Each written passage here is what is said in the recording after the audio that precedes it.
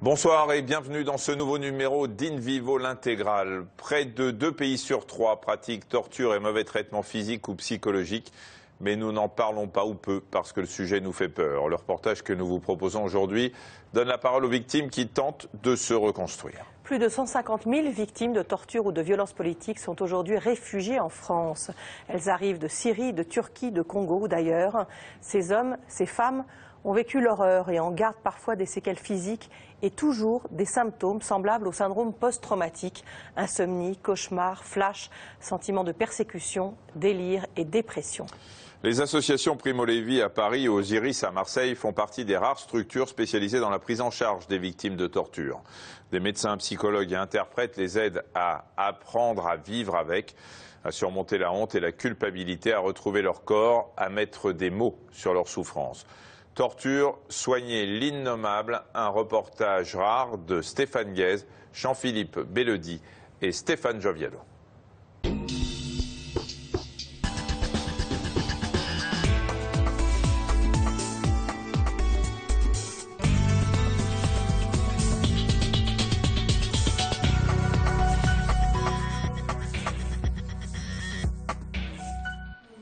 Est-ce que tu te souviens de ce que l'on a appris la semaine dernière? On a pris l'imparfait en direct. Milad a 26 ans. Ce jeune Syrien est arrivé en France il y a 5 mois. Son existence est pour l'instant suspendue à sa demande de droit d'asile. Une attente angoissante, car il est impensable pour Milad de retourner en Syrie tant que le régime qui l'a emprisonné et torturé restera au pouvoir. Il s'est inscrit à un cours de français organisé pour les migrants, car il veut reprendre ses études qu'il a dû arrêter à cause de la répression de Bachar al-Assad. Milad est originaire de Deraa, la ville où ont commencé les premières manifestations pacifiques contre le régime syrien en 2011. Et dès le début, il s'est trouvé au cœur de l'action. Milad et ses amis, de simples étudiants, ont mis des vidéos sur Internet pour alerter le monde.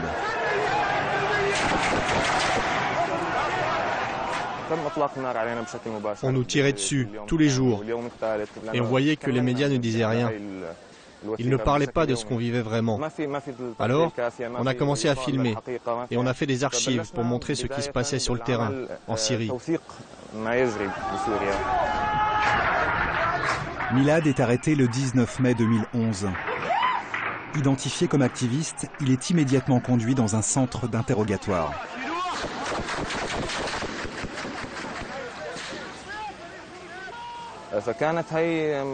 Là, j'ai passé, je crois, l'heure la plus horrible de ma vie. J'ai été torturé avec une violence indescriptible. Aujourd'hui encore, je ne comprends toujours pas pourquoi une telle violence. Ils n'avaient pas de preuves contre moi. D'ailleurs, ils ne m'ont posé aucune question. Ils se sont jetés sur moi, ils m'ont bandé les yeux, ils m'ont ligoté les mains et les pieds. Et ils ont commencé à me donner des coups, violents, sans pitié. Comme si ce qu'ils avaient devant eux n'était pas un être humain. Ils frappent avec tout ce qui leur passe sous la main. Aucun objet n'est interdit. De l'électricité, des bâtons et un instrument très coupant qui s'appelle chintiané en arabe. C'est une sorte de grande lame. J'ai été frappé avec ça et un an après, j'en garde encore les plaies sur le bras.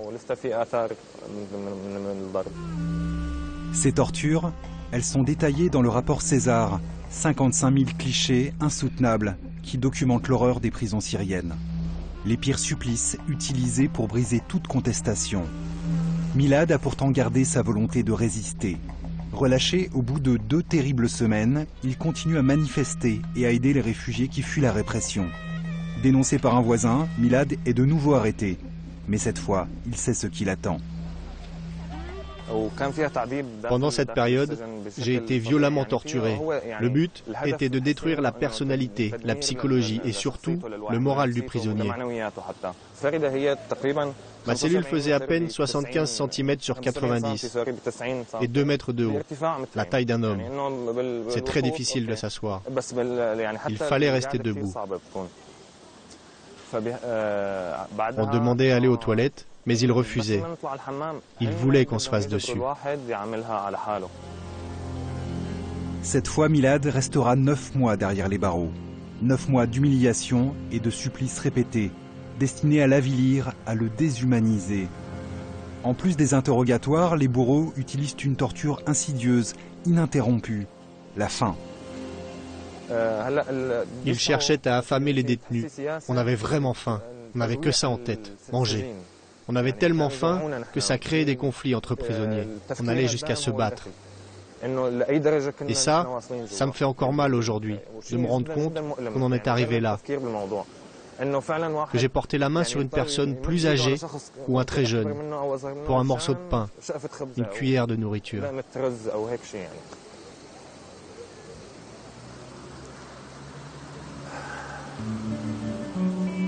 Quand il est finalement libéré, le jeune homme est profondément meurtri, physiquement et psychologiquement.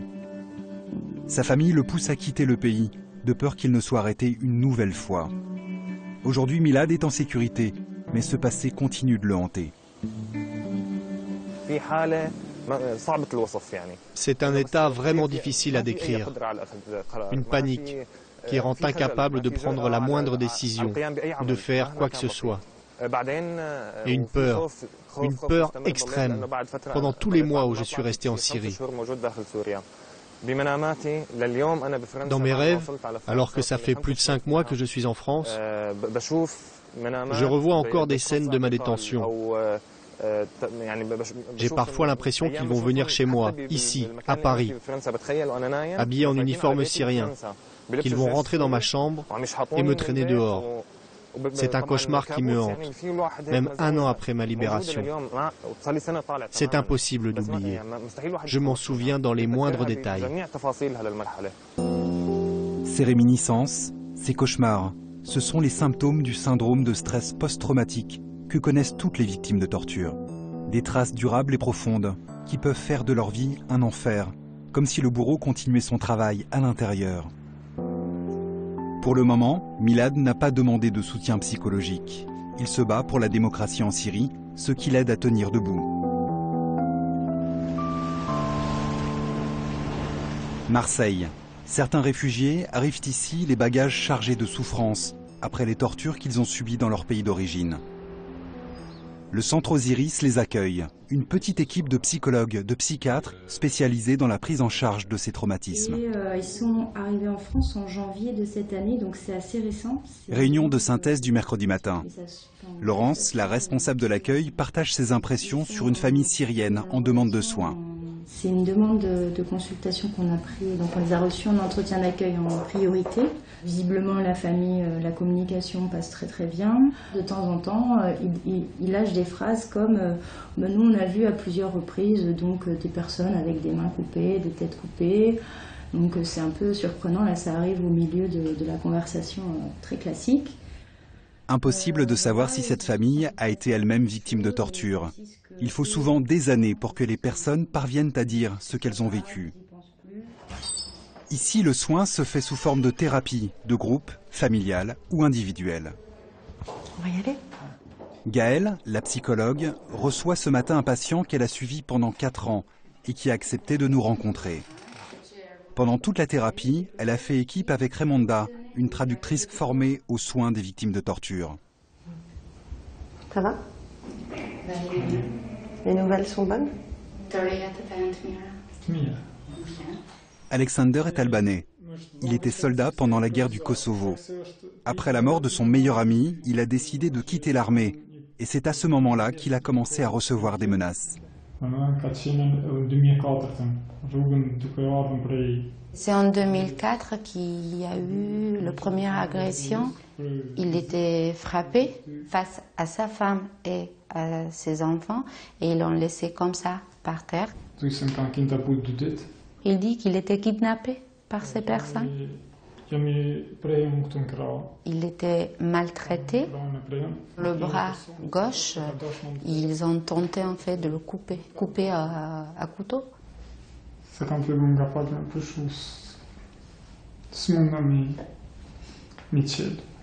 Il y a d'autres séquelles, mais là, il ne peut pas en parler. Il ne peut pas les ouvrir ou réouvrir.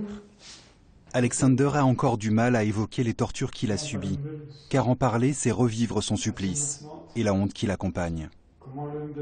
C'est la raison pour laquelle souvent les victimes de torture se barricadent dans le mutisme.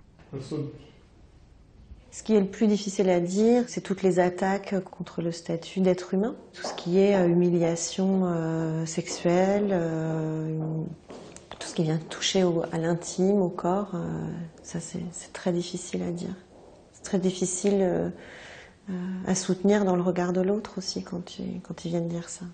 C'est des moments où c'est important de leur dire que nous on est là et que nous on les regarde et que nous on ne change pas notre regard sur eux. C'est pas une obligation. Ils ne sont pas obligés de dire. Après, on se rend compte que c'est quand même important pour eux au bout d'un moment de le dire. Dire concrètement, de mettre des mots très précis sur ce qui s'est passé, sur ce qu'ils ont subi, sur qui a fait, sur l'intention des bourreaux. Ça, c'est des choses qui sont importantes et c'est important que nous, on les reprenne et qu'on valide ça. Qu'il y ait au moins cet endroit où aussi on vient valider leurs paroles comme vraies. Il dit que parfois on a réussi, même si les entretiens pouvaient durer 5 heures, on avait de quoi à parler. Ça veut dire qu'il parlait. Il ne croit pas qu'il a laissé quelque chose sans le dire. La torture cherche à détruire de façon méthodique et délibérée la victime, comme si elle n'était pas un être humain. De cette horreur, la personne garde des traces qui ne peuvent pas s'effacer. Il lui faut parvenir à prendre de la distance pour pouvoir se reconstruire. Il y a une image de soi dégradée, une culpabilité presque de pourquoi moi. La question, elle revient souvent, pourquoi ils m'ont fait ça à moi, pourquoi j'aurais mérité ça.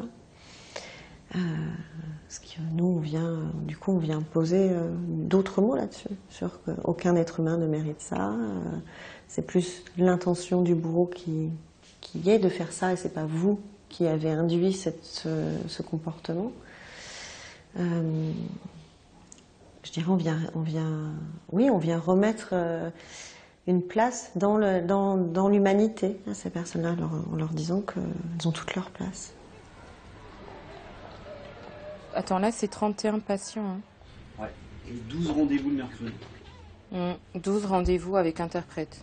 Le carnet de rendez-vous du centre Primo Levi dans le 11e arrondissement de Paris ne désemplit pas. Cette structure spécialisée dans le soin aux victimes de torture et de violences politiques est la plus importante de France. Chaque année, plus de 300 patients originaires d'une quarantaine de pays y sont pris en charge. Agnès Afnaïm est l'un des 2 médecins généralistes de l'équipe.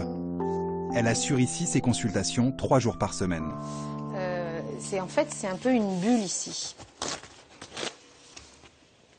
Une bulle où les patients sont un petit peu extraits du monde. Et pour moi, cette fenêtre et l'avenue Parmentier, ça représente le monde avec tout ce que ça peut véhiculer pour ces personnes de danger, de peur, de difficulté d'être. Ok. D'ici là, s'il y a un souci, vous passez un petit coup de fil, vous restez pas tout seul quand ça va pas, d'accord? La majorité des patients que reçoit le docteur Afnaïm est habitée par la peur. Séquelles des tortures qu'ils ont subies, mais aussi crainte d'être envoyés dans leur pays. Certains événements réactivent aussi l'angoisse. Ce jeune homme vient d'apprendre que son frère, resté au pays, a été enlevé. Dites-moi quand ça. Mon corps, ça me fait trop mal, je suis trop faible. Oui, je le vois. Oui. Je vois dans votre visage que ça va pas. Oui. Qu'est-ce qui va pas, essayez de me dire? Tout le corps, ça me fait mal. Il vous fait mal? Je suis pas à l'aise. Il y a une grande tension à l'intérieur de vous. Comme si la peur, elle était revenue dans vous. Oui, vraiment. J'ai appelé au bled, ils m'ont dit qu'ils ont attrapé mon petit frère et il est pris emprisonné. Depuis ça, je ne me sens pas bien. Bah oui, bien sûr. C'est une réaction normale que vous avez à ça. Oui. Mon petit frère. Est-ce que vous voulez qu'on fasse une petite séance de massage pour essayer de vous apaiser un petit peu? Il n'y a pas de problème. Vous voulez bien qu'on le fasse? Oui. Pour soulager les douleurs et les angoisses provoquées par les tortures, le docteur Afnaïm a développé une technique particulière de massage. À son arrivée, il y a 5 ans, elle a compris que les outils habituels de la médecine n'étaient pas toujours adaptés à des patients au vécu si violent. J'étais démunie de la démarche médicale habituelle, faire allonger, scruter les orifices, palper, toucher, c'est pas évident pour ces personnes-là. Ça peut redéclencher des reviviscences. Également démunis des examens complémentaires, parce qu'ils sont pour beaucoup d'entre eux intrusifs. On déshabille les gens, on leur enfonce des tuyaux, voilà, alors que leur corps a été intrudé déjà par les sévices qu'ils ont subis. Il y a des personnes au bout d'1 an que je ne peux toujours pas toucher.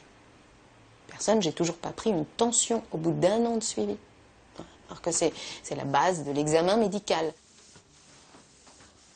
Mes mains, elles sont pas chaudes au début, hein. Après, elles vont se réchauffer, d'accord?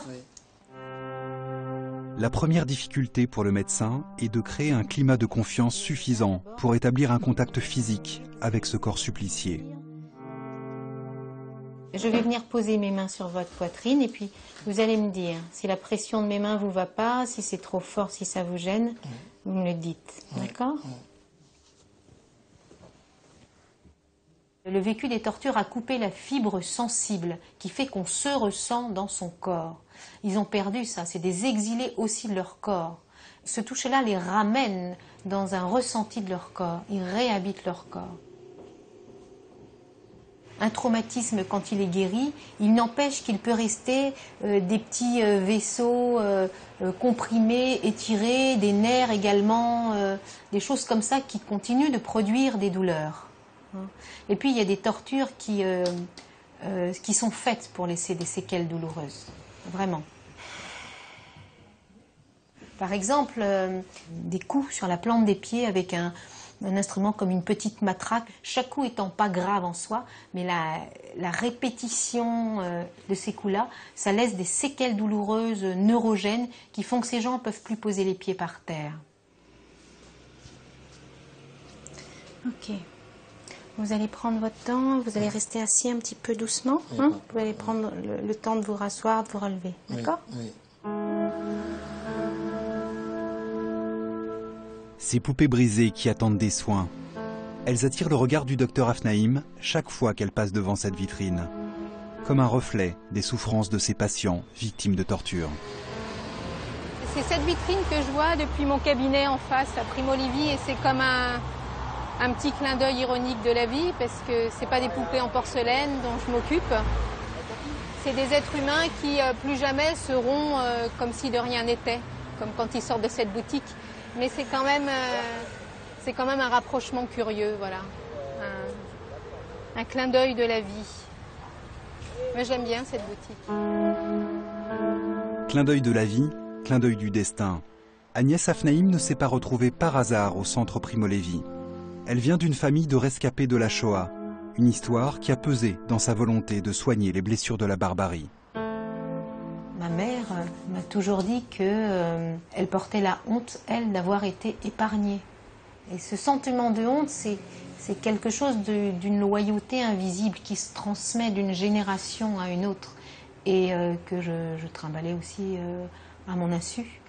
Et je pense que dans mon choix déjà de devenir médecin, il y avait quelque chose de ça, de la réparation. Et quand je me suis retrouvée ici, je me suis sentie dans le lieu où finalement, depuis toujours, j'avais envie de travailler. Une première patiente attend déjà la médecin généraliste. Ajna est d'origine kurde et ne parle pas bien français. Agnès est donc aidée par Kibar, une interprète turcophone. Bon, je suis contente que vous ayez pris rendez-vous. Parce que ça fait... Elle aussi, elle est contente. Ça fait un bon moment et puis voilà, j'avais un petit peu le sentiment que vous vous occupiez pas très très bien de votre santé. Derrière son rire, Ajna cache un vécu douloureux. Cette militante pour l'indépendance du Kurdistan a été enfermée pendant 6 ans dans les prisons turques au début des années 2000. À l'époque, la torture était systématiquement utilisée contre les détenus kurdes. Ajna n'a jamais accepté de consulter un psychologue pour alléger ses souffrances. Mais aujourd'hui, son corps parle pour elle. Ajna vient d'avoir un bébé et son mari a insisté pour qu'elle vienne voir Agnès. Elle est déjà venue te voir et elle a très très mal au dos. Ouais. Même elle est allée aux urgences. Ah bon? Pourquoi vous êtes allée aux urgences? Parfois elle se sent vraiment bloquée. Parce que quand elle était en prison, elle a dû traverser par plusieurs opérations militaires. Elle a été rejetée par un deuxième étage. Elle a été rejetée par un deuxième étage. Et suite à ça, je pense qu'il y a des séquelles qui toujours sont là. Bien sûr. Vous ne m'aviez pas parlé de cette chute du deuxième étage que vous aviez faite. Le docteur Afnaïm suit Ajna depuis quelques années. C'est pourtant la première fois qu'elle lui raconte cette défenestration. C'est ici, c'est à cet endroit-là, d'accord. Le médecin recherche les séquelles qu'a pu laisser cette chute. En Turquie.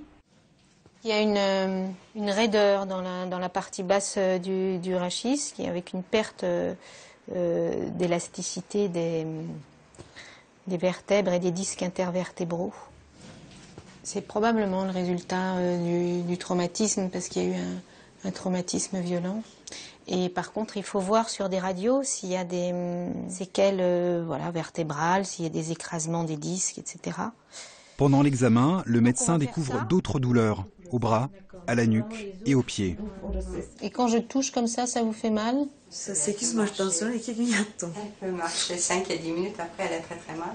Maintenant, encore aujourd'hui, quand vous marchez plus de 10 minutes, vous avez des douleurs dans les plantes des pieds comme ça?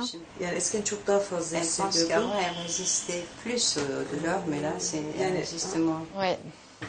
Petit à petit, au fil des années, on découvre des choses nouvelles de l'état de votre corps qui, finalement, il y a beaucoup d'endroits. Dans le corps de cette femme de 40 ans sont inscrites les traces des tortures, mais aussi de sa résistance. Pour protester contre la violence de ses conditions d'incarcération, Ajna a fait 2 grèves de la faim, dont une a duré plus de 3 mois, ce que les Kurdes appellent une grève de la mort. Vous étiez victime de l'oppression sauvage et brutale. Ils ont dit on va résister contre votre attaque, votre opération avec notre corps jusqu'à la mort. C'est une grève de la faim qui a pu, pour certaines de ces personnes, durer 200 jours. Donc vraiment extrême. Évidemment, ça a des séquelles dont on n'a absolument pas idée en médecine ici, parce qu'il n'y a rien de comparable. Chez Ajna, cette grève de la faim a laissé des séquelles irréversibles. Les muscles et la graisse de ses pieds ont en partie disparu. Porter le poids de son corps provoque chez elle une douleur continue. Et Agnès devine d'autres souffrances qu'elle ne lui a pas encore racontées. C'est pendant la durée de 6 ans qu'elle a passé en prison, plus la garde à vue. Elle a été victime de harcèlement sexuel, plus victime de la violence politique, elle et ses amis. Si elle est en vie aujourd'hui, c'est peut-être par hasard. C'est parce que vous avez une grande force à l'intérieur de vous. Je me disais que je suis Dylan. Elle va pleurer.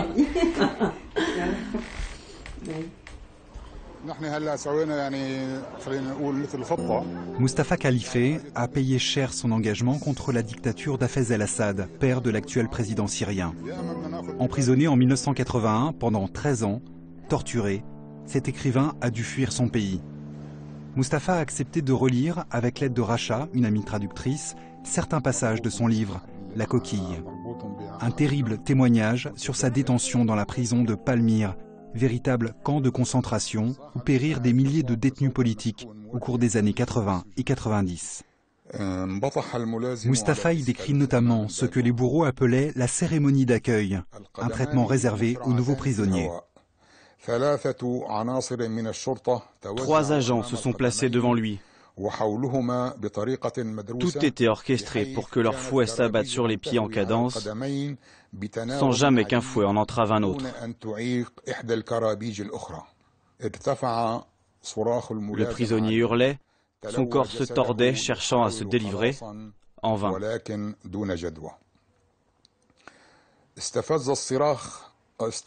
hurlements et ses appels à l'aide échauffaient l'adjudant. Il s'est avancé vers lui, a pointé sa botte sur sa tête et comme un footballeur, il a shooté.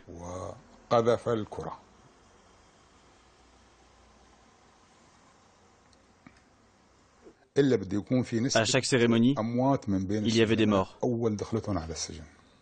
C'est pas une expérience agréable de relire tout ça. Ce sont des souvenirs douloureux, ces souvenirs-là.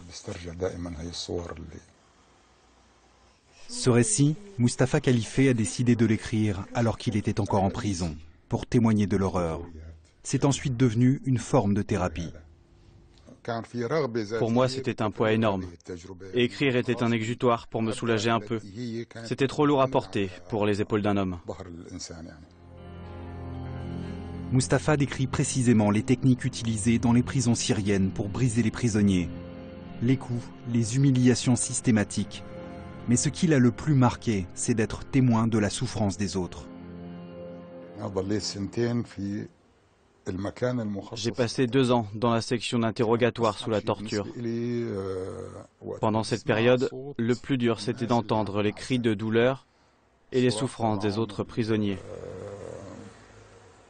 Surtout quand il y avait des cris de femmes ou d'enfants.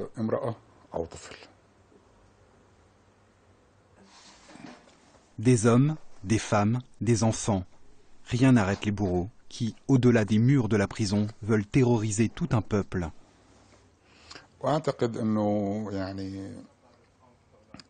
La torture en prison n'est que la partie visible de l'iceberg.